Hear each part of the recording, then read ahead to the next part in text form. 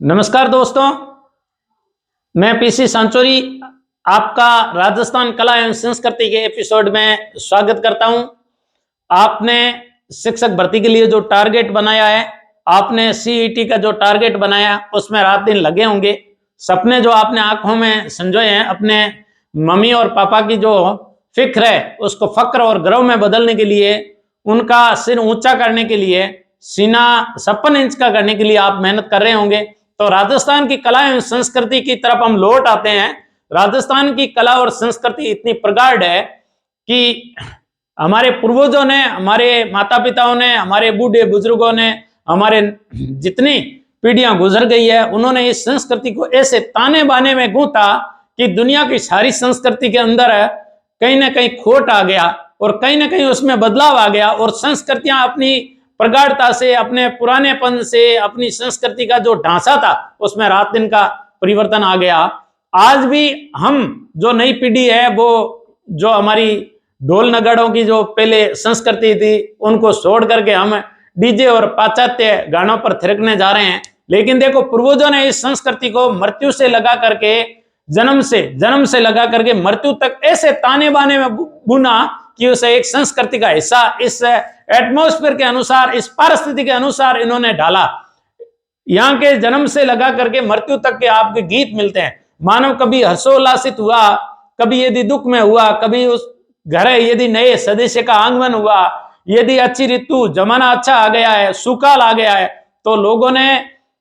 कहीं न कहीं उस लोकगीत में गाया है। अपने भावाभिव्यक्ति मानव ने, यहाँ के मानव ने, इस मारवाड़ के मानव ने, मरुस्थल के मानव ने, राजस्थान के मानव ने अपनी भावाभिव्यक्ति विभिन्न अवसरों पर, चाहे वो जन्म का अवसर हो, चाहे मृत्यु का अवसर हो, चाहे विवाह का अवसर हो, और चाहे कहीं जागरण का अवसर हो, या ऋतु परिवर्तन का अवसर हो, या मौसम परिवर्तन का अवसर हो, मानव ने अपनी भावाभिव्यक्ति को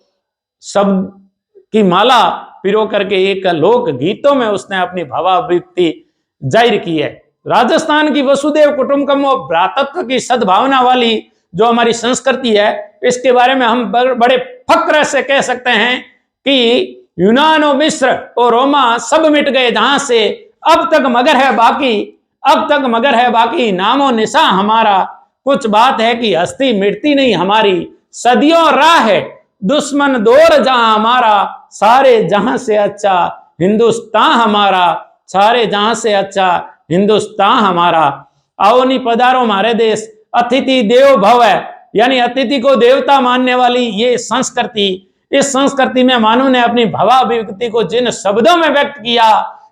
उन शब्दों को लोकगीत कहा जाता है। और लोकगीतों के अलग अलग अवसरों पर अलग अलग रूप में गाए जाने वाले हमें रूप लोकगीतों के मिलते हैं। आइए, पहला रूप है हरजस। हरजस, हरजस यानी हरि का जस, हरि का जस, भगवान का जस, ईश्वर का जस, परमात्मा का जस, जो हमें उसने, परमात्मा ने हमें बना करके इस धरती पे हमें जीवन दिया, उसने, उस परमात्मा के प्रति हमारी क्या कर्तव्य बनता है, उसकी महिमा को हम किस प्रकार अपने भावाभिव्यक्ति के शब्दों में पिरोएं, वो हरजस कहलाता है। इसमें भगवान श्री राम और कृष्ण की महिमा का वर्णन किया गया है। देखो, भगवान श्री और राम कृष्ण की महिमा का वर्णन किस प्रकार किया गया है, मैं आपको एक गीत के माध्यम से समझाना चाहता हूं।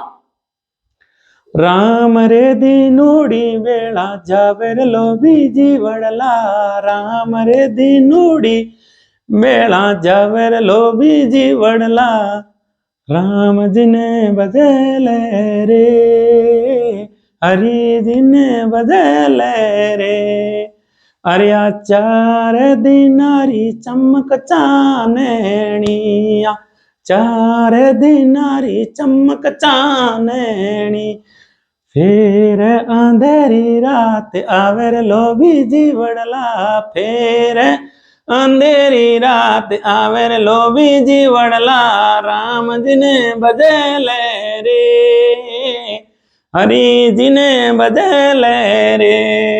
इस जीवन के अंदर अंधेरा भी आएगा, प्रकाश भी आएगा। आगे देखो, वो व्यक्ति भगवान को याद करते हुए, किसी को समझाइश करते हुए, तू स्वार्थी मत बन, तू लोभी मत बन और भगवान का भज। और किस प्रकार कहते हैं, नाते रिश्तेदारों को समझाते हुए कि कहते हैं, राम लक्ष्मण भारत शत्रुघ्न, भाइयां जेरी जोड़ी बिसड़ गई रे लोभी जीवड़ला, राम लक्ष्मण शत्रुघ्न भाइयार जेड़ी जोड़ी बिसड़ गए रे लोभी जीवड़ला राम जी ने बदले रे हरि जी ने बदले रे माते पिता तेरो कुटांबे कबीलो माते पिता तेरो कुटांबे कबीलो पूत पड़ोसी बाणे बेटोर लोभी जीवड़ला पूत पड़ोसी बाणे बेटोर लोभी जीवड़ला राम जी ने बदले रे हरि जी ने बदले रे। तो इस प्रकार यह हरजस है भगवान श्री राम की महिमा के बारे में कहा गया है। क्या किया कि वो भाइयों की जोड़ी जो चाहती है, उस समय आज इतना स्वार्थ इस दुनिया के अंदर आ गया है, तो जो निस्वार्थ भाई थे वो भी जोड़ियां बिछड़ गई। तो समझ ले, और तेरे इस भवसागर से पार करने का ये संसार इनो भूला प्राणी, यानी ये संसार स्वार्थी है, इससे पार पा। तो ये गाने जो गाए जाते हैं वो हर्षस गाने हैं, हरि के गाने। अब देखो जीरो, जीरो क्या है? मानव जो शहर में रहता है, जो शहर में निवास करता है, उसको पता ही नहीं है कि गांव के लोग किसी फसल की महिमा का गाते हुए, किसी फसल को न बोते हुए, किसी फसल की अच्छाई और बुराई के बारे में, किसी जब उसकी फसल अच्छी हुई तो उसने हर्षोल्लास के माध्यम से, और जब फसल नष्ट हो गई तो मानव ने भावाभिव्यक्ति अपने गीत के माध्यम से भी दुख जताया। तो ऐसा ही जीरो, जीरो एक फसल है जो हमारे मारवाड़ में होती है और राजस्थान में सर्वाधिक जालोर जिले में होती है। जालोर जिला राजस्थान में सर्वाधिक जीरा उत्पादन करता है। भारत में सर्वाधिक जीरा भारत का 40% राजस्थान उत्पादन करता है, और राजस्थान का 40% जीरा है वो अकेला जालोर करता है। हालांकि अब नर्मदा नहर आने के बाद में बाड़मेर की उसकी अधिकता हो गई है, लेकिन फिर भी जालोर का अपना जीरे का महत्व है। तो जीरा अति सेंसिटिव होता है, संवेदनशील एक फसल होती है। ये जल्दी से यदि मौसम परिवर्तन हो जाए तो खराब हो सकती है, और खराब जब हो जाए तो ये न्याल कर दें, हो जाए तो ये माला माल कर दें, और नहीं तो कंगाल कर दें। यदि नष्ट हो जाए तो कंगाल कर दें, ऐसी होती है। इसमें यदि ओस गिर जाए, इसमें यदि बरसात हो जाए, मावट हो जाए, क्योंकि राजस्थान में मावट आता है, जो पश्चिमी विक्षोभ के कारण राजस्थान के पश्चिमी भागों में जीरा होता है, और वहां मावट आने के कारण जीरा खराब हो जाता है। तो लेकिन मानव का लोभ भी होता है, मानव का लालच भी होता है। वो सोचता है कि ये कम समय में, कम पानी में और जल्दी से होने वाली महंगी फसल है, होगी तो मालामाल हो जाएगी, तो मानव स्वार्थ में आकर के इसे वो भी देता है। लेकिन बार बार फसल खराब होने के कारण एक महिला अपने पति को कहती है कि तुम अब की बार जीरा मत बोना, क्योंकि जीरा बड़ा ही सेंसिटिव होता है, खराब हो जाएगा। तो वो अपने पति को जीरा न बोने की सलाह देते हुए क्या कहते हैं कि मत बाओ मारा परण्या जीरो, ओ जीरो जीवेरो बेरी रे, मत बाओ मारा परण्या जीरो, पणत कर तीरा पगला घस गया, पणत कर तीरा पगला घस गया, घस कड़ला घस गया मारा चांदी रे, मत पाओ परण्या जीरो, ओ जीरो जीवेरो बेरी रे, मत बाओ मारा परण्या जीरो। देखो आगे क्या कहती है वो महिला अपने पति को कहती है कि ये जीरा कैसे सेंसिटिव है, ये जीरा यदि मैं काली कोई ओढ़नी ओढ़ करके भी जीरे में चली गई तो भी जीरा काला पड़ जाएगा। तो वो अपने पति को समझाते हुए कहती है, काजल काढ़ जीरा में चाली, काजल काढ़ जीरा में चाली, ओ जीरो पड़ गयो कालो रे, मत बाओ पारा परण्या जीरो रे, ओ जीरो जीवेरो बेरी रे, मत बाओ मारा परण्या जीरो। देखो आगे वो इस फसल की संवेदनशीलता के बारे में कहती है कि यदि मैं पीले ओढ़ के जाऊंगी तो ये पीला पड़ जाएगा। तो वो कहती है कि पीलो ओढ़ जीरा में चाली, पीलो ओढ़ जीरा में चाली, ओ जीरो पड़ गयो पीलो रे, मत बाओ मारा पर जीरो, ओ जीरो जीवेरो बेरी रे, मत बाओ मारा पर जीरो। देखो आगे वो इस जीरो के बारे में क्या कहती है कि जीरा बोओगे तो है वो ही खोदोगे और अपना मेहनत बेकार चली जाएगी। तब वो अपने पति को समझाते हुए कहती है, 100 रुपयारी जोड़ी था की, 100 रुपयारी जोड़ी था की, देवर था क्यों लाखीणो, देवर था क्यों लाखीणो, मत बाओ मारा परना जीरो, ओ जीरो जीवेरो बेरी रे, मत पाओ परना जीरो, मत बाओ मारा परना जीरो, मत बाओ मारा परना जीरो, ओ जीरो जीवेरो बेरी रे, मत पाओ मारा परना जीरो।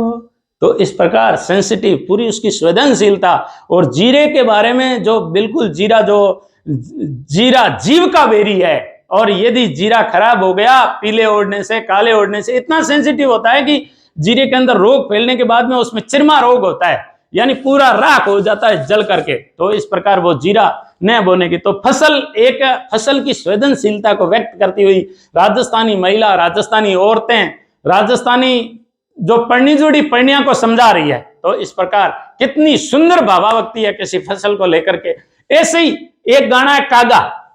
और कागा गाना यह है कि पति परदेश गया हुआ है और उस पति की याद में वो एक यहां पक्षी होता है कागला, जिसे कौवा कहा जाता है, और वो कौवे को सुगन के रूप में देखती है। राजस्थानी महिलाएं, राजस्थानी संस्कृति के अंदर, परिवार के अंदर यदि कोई वृक्ष है और उस वृक्ष यहाँ कोई झोंपड़े के ऊपर, यहाँ कोई मकान के ऊपर यदि कागा आकर के बैठ जाता है तो उससे अतिथि आने का संकेत माना जाता है, और उसको उस संकेत से जोड़ करके देखते हैं कि आज कोई ना कोई हमारे मेहमान आएगा, क्यों हमारी छत के ऊपर कागला आकर के बैठा है। और उस कागले के बोलने के ढंग से यहाँ के लोग पता भी चला लेते हैं कि कोई ये मृत्यु का समाचार लाया है, या कोई खुशी का समाचार लाया है, या किसी के आगमन का लाया। तो राजस्थानी जो प्रेसी, जो महिला है, अपने पति का रात के समय इंतजार कर रही होती है। पहले तो वो सोचती है, और वो क्या सोचती है अकेले में, तब वो दिन को उस कागे को देख करके कहती है। पहले वो सोचती है, देखो वो तड़पती है, उसकी प्रेसी कैसी है। चंदा थारे चानने सूती सेंस विसार, जब जागूं तब एकली मरूं कटारो खाय, अरे ओ खटारो फले उजलो कमलारो तीखी धार, उड़े उड़े रे, उड़े उड़े रे मारा काला रे कागला, उड़े उड़े रे, उड़े उड़े रे मारा काला रे कागला, जद मारा पीऊ जी घर आवे, जद मारा पीऊ जी घर आवे,